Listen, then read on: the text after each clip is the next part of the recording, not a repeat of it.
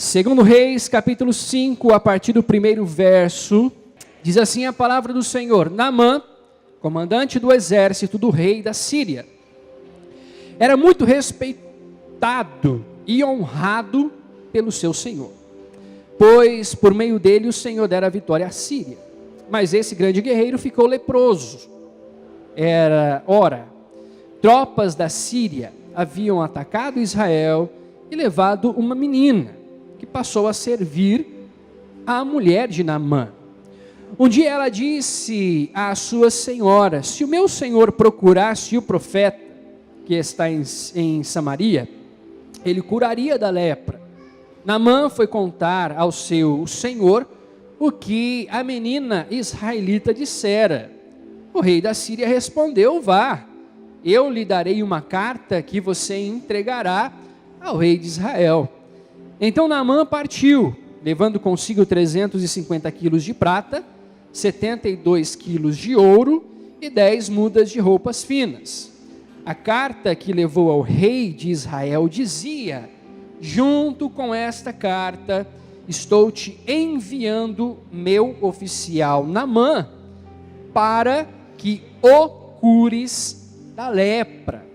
Assim que o rei de Israel leu a carta, rasgou as vestes e disse: por acaso sou Deus, capaz de conceder vida ou morte? Porque este homem me envia alguém para que eu o cure da lepra? Vejam como ele procura um motivo para se desentender comigo. Quando Eliseu, o homem de Deus, soube que o rei de Israel havia rasgado suas vestes, mandou-lhe esta mensagem: por que rasgastes tuas vestes? Envia o homem a mim, e ele saberá que há profeta em Israel. Então Naamã foi com seus cavalos e carros e parou à porta da casa de Eliseu. Eliseu enviou um mensageiro para lhe dizer: vá e lave-se 7 vezes no rio Jordão, sua pele será restaurada e você ficará purificado. Mas Naamã ficou indignado e saiu dizendo: eu estava certo de que ele sairia para receber-me, invocaria em pé o nome do Senhor, o seu Deus, moveria a mão sobre o lugar afetado e me curaria da lepra. Não são os rios Abama e Farfar em Damasco melhores do que todas as águas de Israel? Será que não poderia lavar-me neles e ser purificado? E foi embora dali furioso. Mas os seus servos lhe disseram: meu pai, se o profeta lhe tivesse pedido alguma coisa difícil, o Senhor não faria?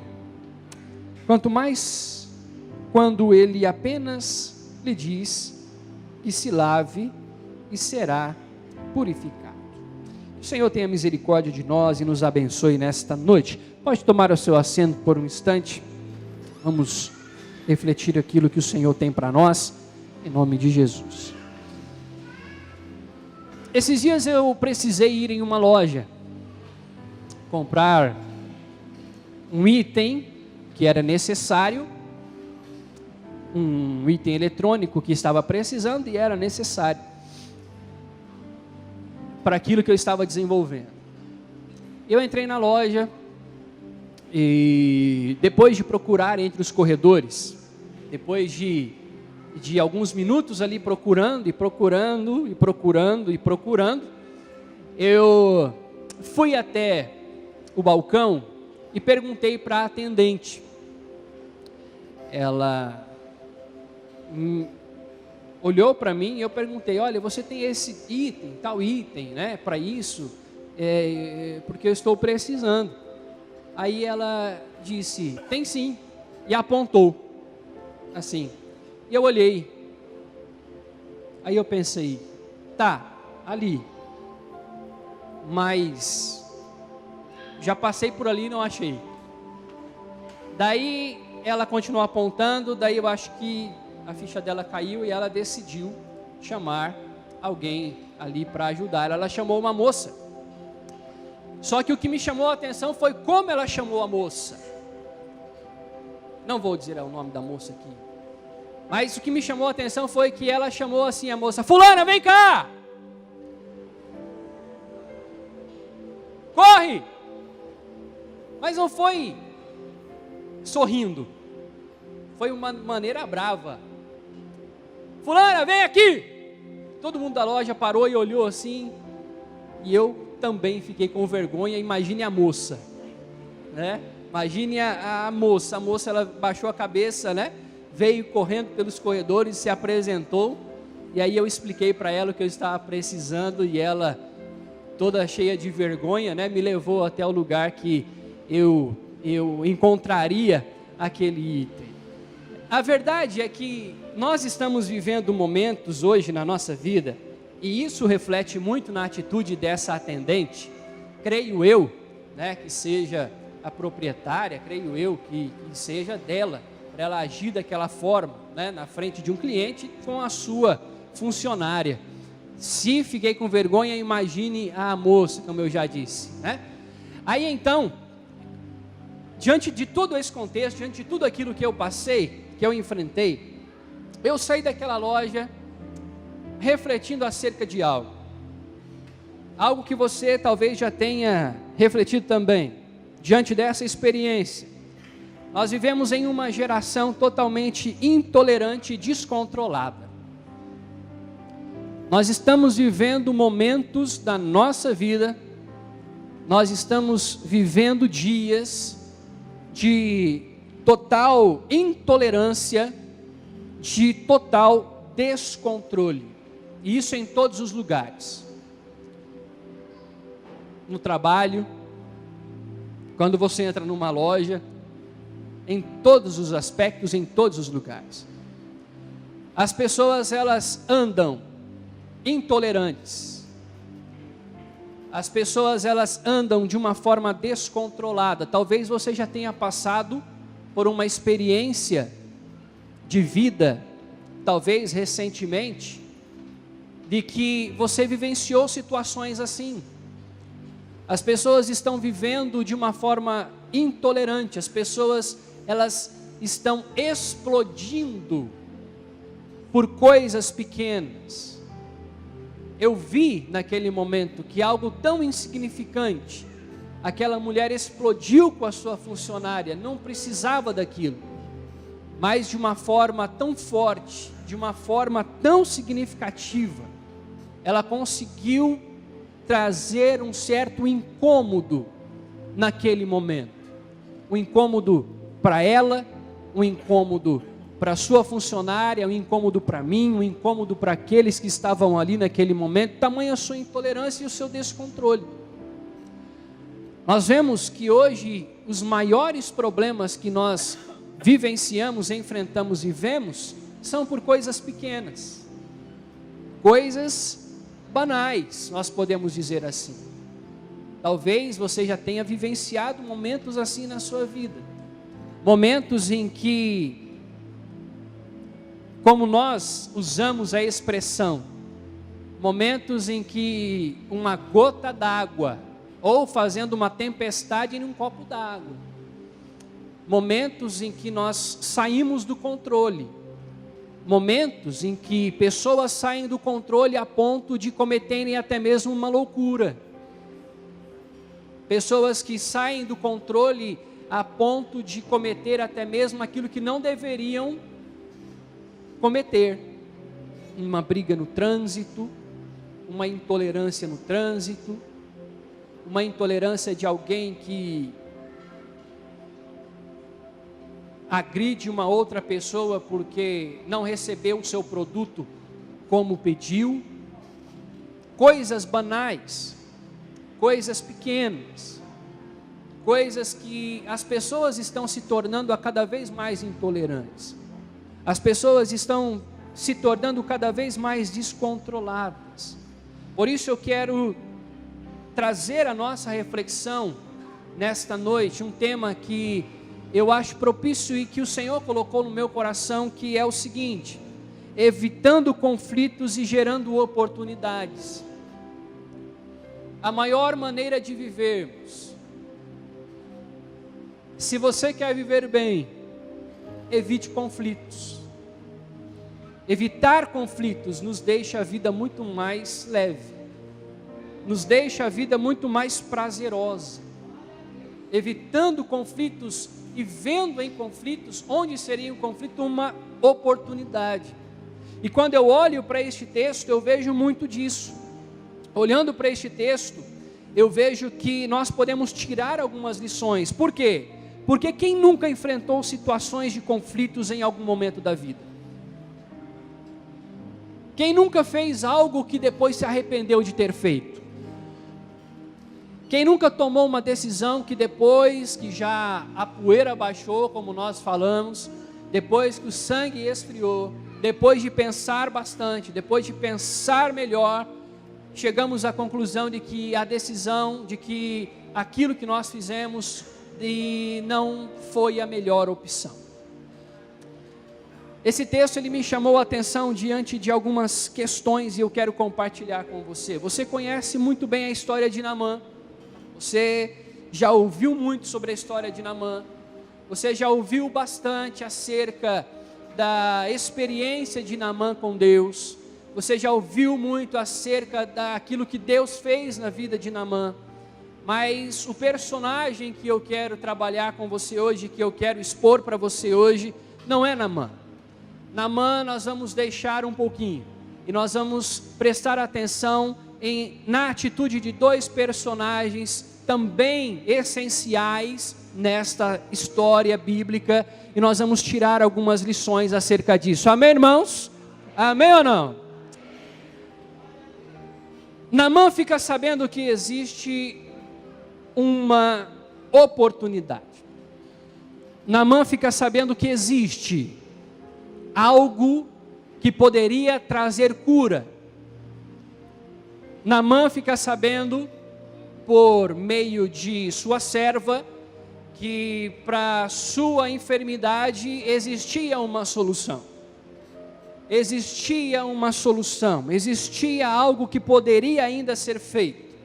Como nós lemos, Naamã, um leproso, alguém que sofria dessa enfermidade, um homem de muita influência, um homem de grande responsabilidade, um homem que também era respeitado pelo seu Senhor, mas ele sofre este momento na sua vida, ele passa por um momento desagradável, ele passa por esta enfermidade.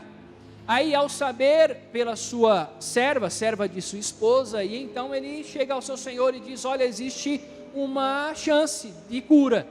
Aí o seu Senhor então diz: olha, eu vou fazer uma carta e você vai levar ao rei de Israel. Nós vamos ter esta comunicação. Eu vou fazer esta carta, eu vou escrever, vou detalhar ali, né? Nós vimos que foi uma carta detalhada, em que o seu Senhor, ele coloca realmente a situação, ele expõe a situação, né? Junto com esta carta, eu estou enviando o meu servo Naamã, este homem, né? Ele está passando por um momento de enfermidade, ele está passando por um momento de enfrentamento, e eu estou enviando ele para que o cure da lepra. Eu estou enviando ele para que ele saia daí curado. Aí o rei de Israel recebe esta carta. O que me chamou a atenção quando eu estava lendo essa história foi a atitude do rei quando recebe essa carta. Qual foi a atitude dele quando ele recebe a carta? Ele começa a indagar algumas questões. Ele começa a fazer perguntas. Ele começa a perguntar, ele começa a indagar: olha, esse homem, ele acha que eu sou um Deus para curar este homem? Esse homem, ele acha que eu tenho algum poder? Ele acha que eu sou poderoso, capaz de conceder a morte e a vida? Por acaso ele acha que eu sou Deus? E eu imagino ele olhando para as pessoas, porque o texto nos diz isso, né? Ele olha para as pessoas, ele diz: olha, vejam como ele está procurando motivos para desentender-se comigo. Ele está procurando motivos para que a gente se desentenda.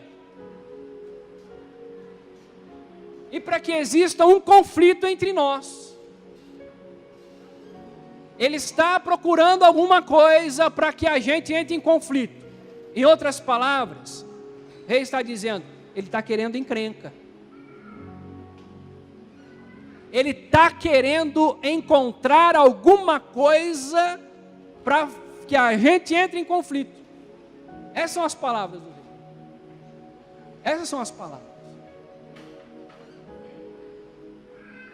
Na visão do rei, que recebe a carta,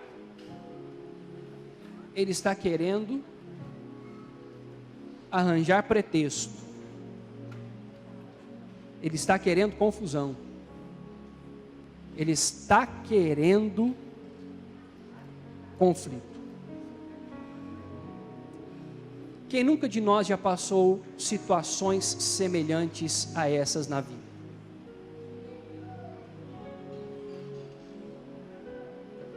Da Síria. Síria tem um poderio maior do que o rei de Israel. A Síria com um governo de território maior, de região maior. Aí o rei da Síria manda, o Senhor manda esta carta. Aí o rei de Israel recebe. Já estava, contando que o outro rei, o outro senhor já queria conflito, queria encrenca. Quem nunca passou por experiências como essa no trabalho? Em que o seu superior chega para você e te pede algo impossível.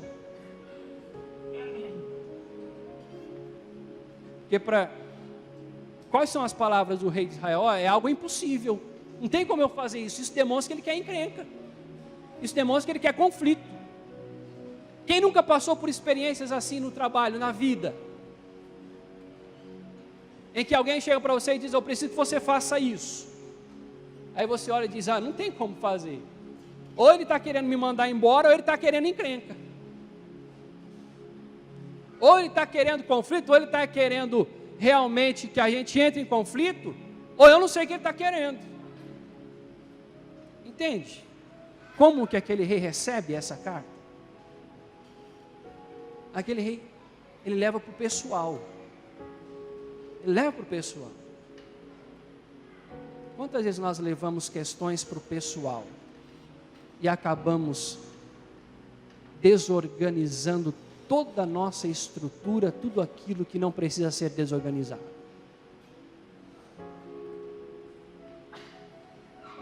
As palavras desse rei me chamam a atenção.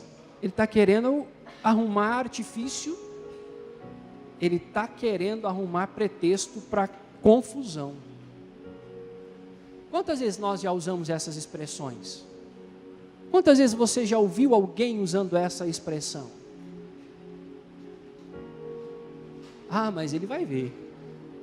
Se é guerra, ele vai ter guerra. Se é conflito, ele vai ter conflito. Se é confusão que ele está querendo, ele vai ter confusão. Se é guerra que ele está buscando, mas ele vai ter guerra. Espera só para ver. Espera só para ver. Quem sabe se tivesse telefone naquela época, ele já ligava para alguém. Tá vendo lá fulano? Olha, recebi uma carta dele. Se tivesse o WhatsApp naquele tempo, era só áudio que estava correndo. Tá vendo? Nunca fui com a cara dele.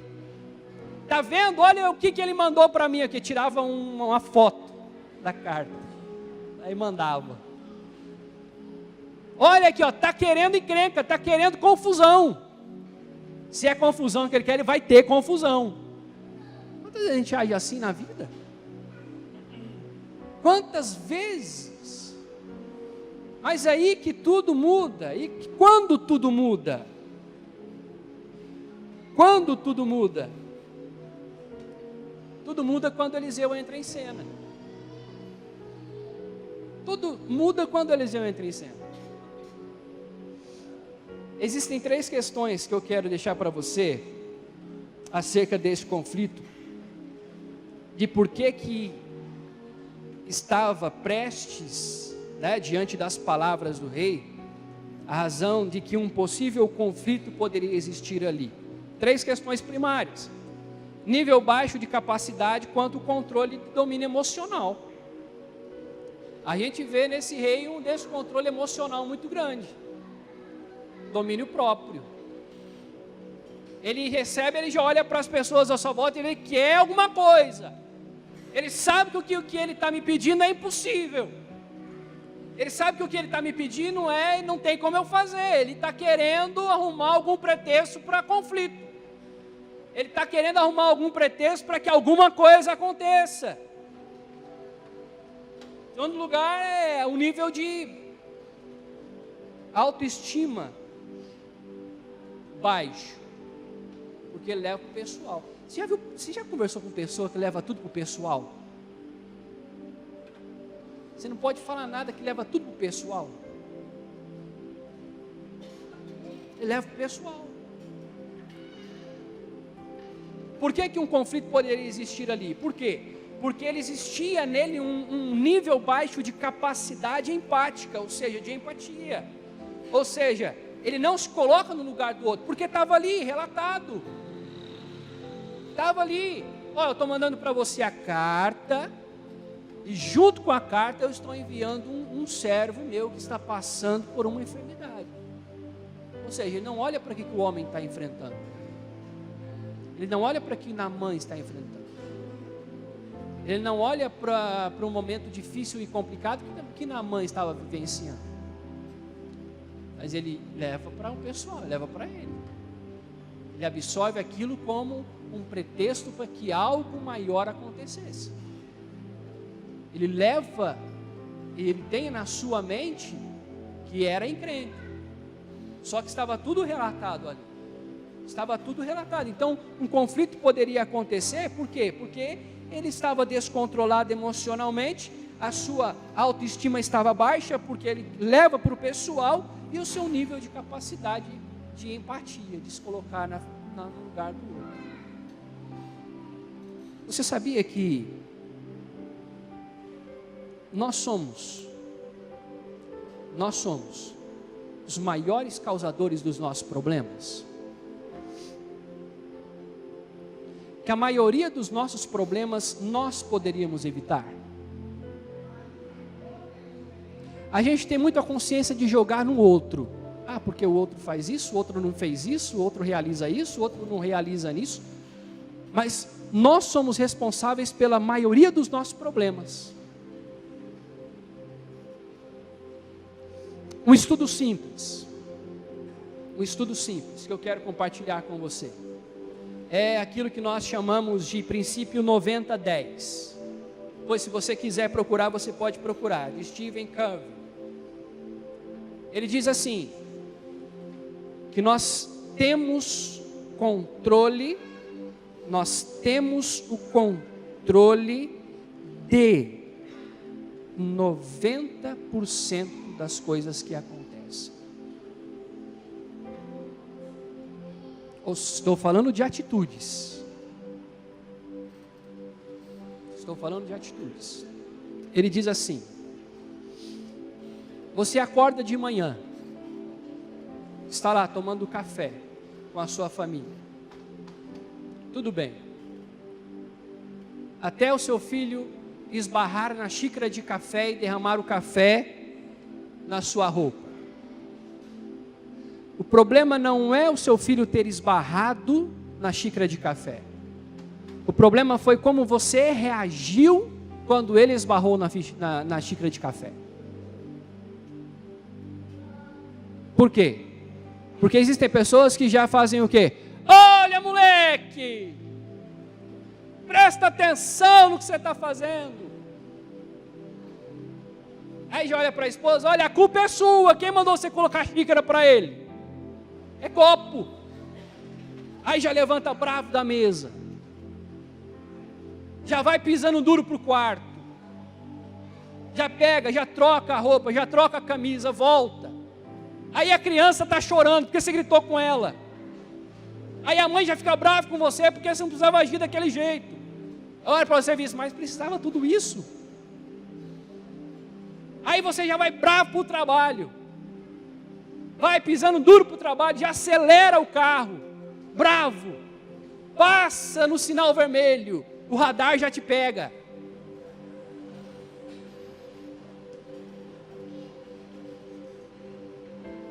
Aí a mãe já fica em casa estressada. Por quê? Porque o filho está chorando. Aí já diz, o filho não vai para a escola hoje. Aí você passa o seu dia daquele jeito. Aí o primeiro que tenta conversar com você, no trabalho, já leva uma também.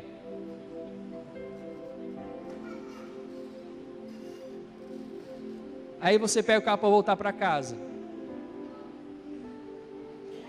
Aí você abre a porta. E entra.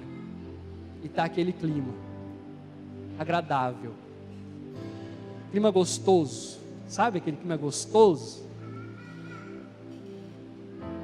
Mas tudo começou onde? Lá na xícara de café.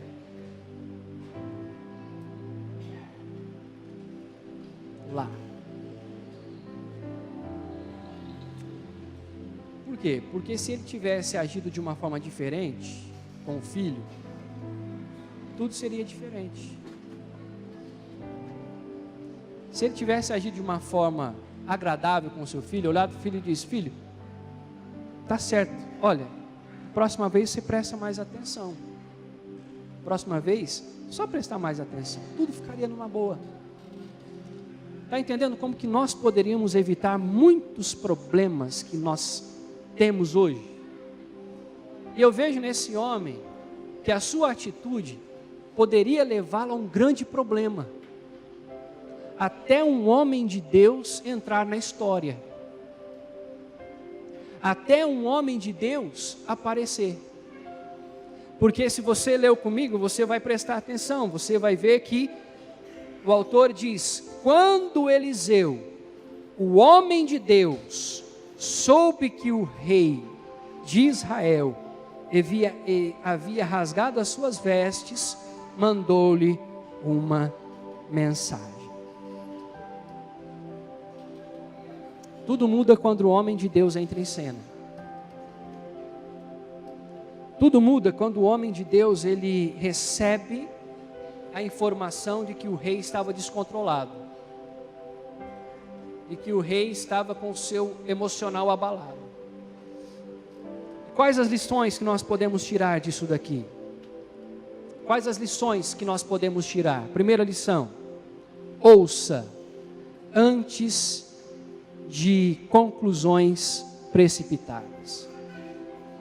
Ouça e evite conclusões precipitadas.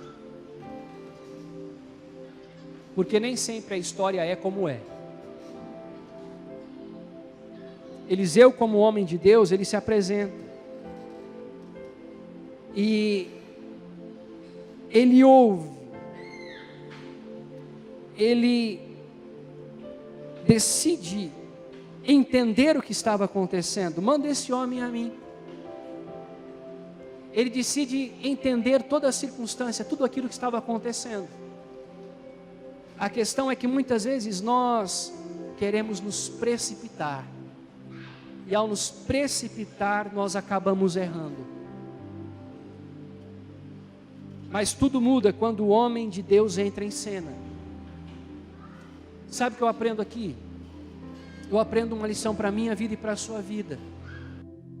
Em que tudo precisa mudar quando nós entramos em cena.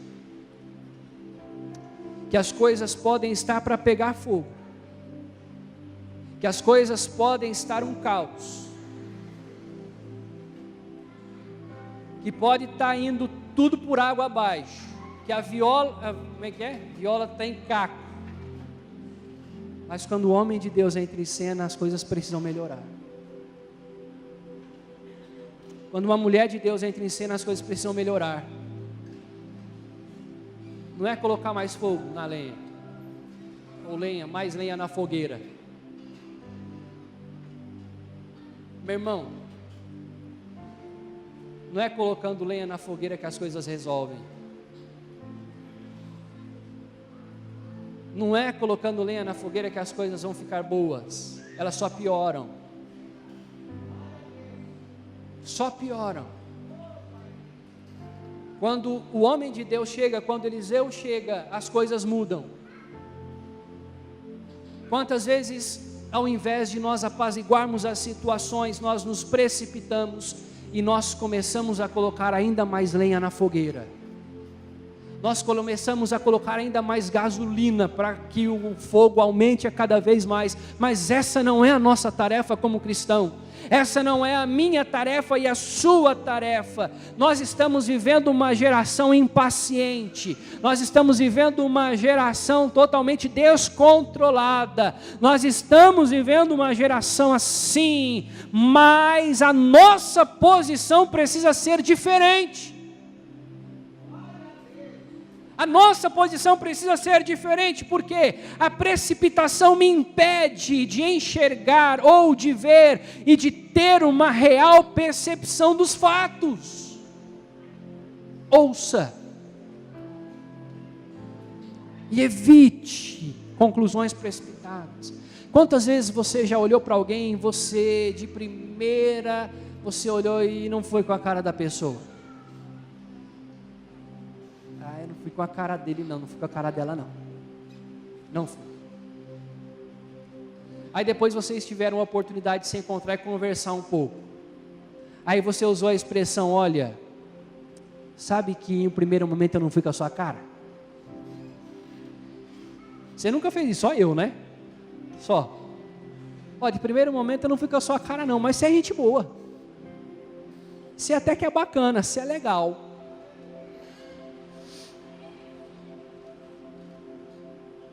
Você é muito gente boa. Por quê? Conclusões precipitadas. Nós nos precipitamos. Nós acabamos nos precipitando. E a precipitação me impede de uma real percepção de fatos. E quando Eliseu se coloca a entender tudo aquilo que estava acontecendo, tudo muda. Enquanto existia um desespero, Eliseu ele decide entender o que estava acontecendo. Ele chega a dizer para o rei, olha, por que você rasgou suas vestes? Para que tamanho de desespero? Por quê?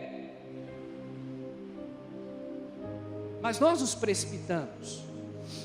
Nós nos precipitamos. A Bíblia diz no Provérbios 14, 29, o homem paciente dá prova de grande entendimento, mas o precipitado revela insensatez. Ou seja, a insensatez faz parte da precipitação. Nós agimos como não deveríamos. Nós nos portamos como nós não deveríamos nos portar. Nós acabamos vivendo aquilo que não precisávamos viver. Quem se precipitou um dia? Tiago e João, discípulos de Jesus, quando foram rejeitados. Eles chegaram e disseram, vamos colocar fogo em tudo, vamos acabar com tudo. Não aceitaram o que a gente estava falando, vamos acabar com tudo. Aí Jesus olha e diz, não é bem assim as coisas, calma, não é bem assim. Foram rejeitados e quiseram acabar com tudo. Existe um princípio muito grande. A rejeição gera obsessão. A rejeição gera obsessão. Por isso que eles tentam convencer Jesus que acabar com tudo era a melhor opção. Mas as coisas não são assim.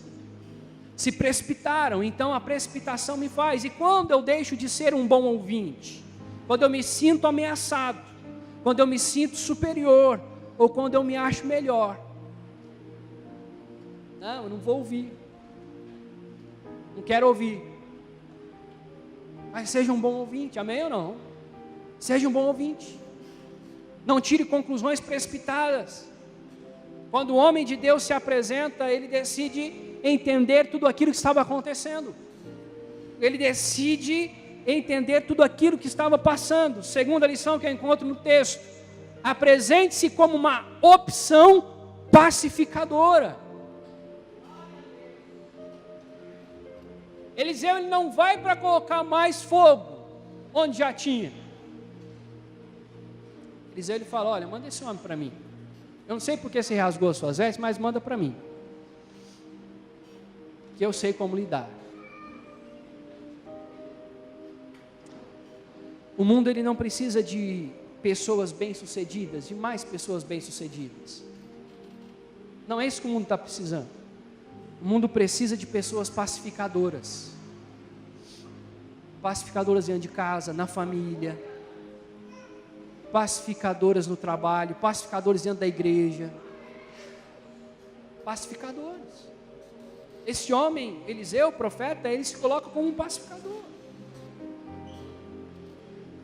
Ele se coloca como um pacificador. Provérbios 26, 20 diz assim: faltando lenha, apaga-se o fogo, e não havendo difamador, cessa a contenda. Não tendo aquilo que alimente o fogo acaba. Não tendo aquilo que mantenha o fogo aceso, o fogo acaba. E quando Eliseu, o homem de Deus, se apresenta, ele se apresenta como um pacificador. Um dia conta uma história que um pastor estava com um problema na igreja com duas irmãs. Duas irmãs, uma não se dava com a outra. Uma não podia olhar na cara da outra.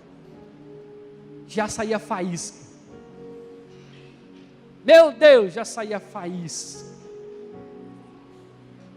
Aí ele decidiu fazer visita para uma delas, com a esposa, depois de orar, pedir a direção de Deus, pedir sabedoria, e ele vai. Ele diz, diante da conversa vai, conversa vem, um cafezinho. Ele diz para a mulher: mas e a fulana? Ela olha para o pastor e diz: ei pastor, para por aí. Quero nem saber dela. Quero nem que o senhor fale do nome dela aqui dentro. Para por aí. Aí ele olha para a mulher e diz: mas é mesmo, irmã? Mas ela, a senhora não consegue me apresentar nenhuma qualidade dela? A senhora não consegue me apresentar nenhuma qualidade? Aquilo que destaca? Ah, pastor, dizem que ela é uma boa confeiteira, a melhor confeiteira da cidade. Ah, e é mesmo, ela sabe trabalhar. Aí o pastor se levantou, saiu dali e foi lá na casa da outra. Ô irmã, fazer uma visita aqui para a senhora. Mesma coisa, citou o nome da outra: para por aí, não quero saber. Fica com esse nome para fora da minha casa. Aí o pastor disse: irmã, mas não tem nenhuma qualidade nela que a senhora já ouviu ou que a senhora admira? Ah, pastor, dizem que ela é uma boa costureira. Ah, é? É, dizem que ela... e até mesmo costura bem, viu? Não é mentira não do povo. Melhor costureira da cidade. Aí o pastor saiu dele e foi lá na casa da outra. Chegou lá: irmã, sabe que a irmã lá até falou que a senhora é considerada uma das melhores, né, costureiras, é verdade? Ah, pastor, dizem que sim, né? Então, você viu, ela não vai com a sua cara, mas ela te admira. Olha que bênção. Daí no outro culto as duas se encontraram. Daí já mudou o clima. Por quê? Porque o pastor apresentou aquilo que uma admirava na outra. E depois de um tempo elas foram se aproximando e conversando, e o conflito cessou. Sabe o que é isso? Agente pacificador. Se o pastor tivesse chegado lá e falado que a outra irmã não queria nem citar o nome dela dentro da casa, isso aí ia ver o fogo mesmo. Mas é um agente pacificador. Onde o rei estava vendo a viola em caco, Eliseu, ele vê uma chance de pacificar tudo. Seja um pacificador. A Bíblia nos ensina que nós devemos ser pacificadores. A Bíblia nos ensina que nós devemos realmente manifestar isso onde nós estivermos. Um conflito poderia surgir, mas um homem de Deus se apresenta como um pacificador.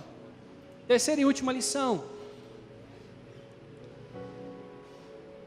Já falamos sobre o pacificador, já falamos em não tirar conclusões precipitadas antes de ouvir. Terceira e última lição. Facilite e aponte possíveis soluções. Apresente soluções. Ou seja a solução. Eliseu ele se apresenta como uma solução em Deus. Olha, mande ele a mim. Porque ele sabia que Deus operava através de sua vida. Ele sabia que Deus podia fazer aquilo que ele não poderia fazer. Ou aquilo que o rei achou uma afronta. O rei sabia, Eliseu sabia que Deus poderia fazer. Seja a solução. Seja a solução. Que as pessoas onde nós estivermos possam enxergar em nós soluções e oportunidades. Eliseu ele não viu um problema, ele viu uma oportunidade. Eliseu ele não viu um conflito, e Eliseu ele só via oportunidades, não é? A panela vazia, ele vê a oportunidade de panela cheia. Ele vê as coisas de uma forma diferente. Que o Senhor nos dê esta capacidade de ver as coisas de uma forma diferente. Que o Senhor nos ajude a ver as coisas de uma forma totalmente diferente diante de um mundo tão intolerante. O seu trabalho precisa de pessoas pacificadoras. Seja um pacificador. A sua família precisa de pessoas pacificadoras. Seja um pacificador. A igreja precisa de pessoas que apontem soluções, pacificadores. Seja isto, seja uma solução, seja um pacificador. Diante de um mundo, para concluirmos, diante de grande intolerância, que o Senhor nos ajude a sermos ouvintes, que o Senhor nos ajude a sermos pacificadores e agentes de solução. Onde o rei viu conflito, Eliseu viu solução. Eliseu viu oportunidade. E através da vida de Eliseu, Naamã foi curado. Naamã recebeu a sua cura. E o nome do Senhor foi glorificado. Amém? Que o Senhor nos ajude a sermos assim. Que o Senhor nos ajude neste mundo tão intolerante e tão cheio de questões, né, mal resolvidas, diante de questões tão desarticuladas, desconexas, que o Senhor nos ajude, para que o nome dele seja glorificado.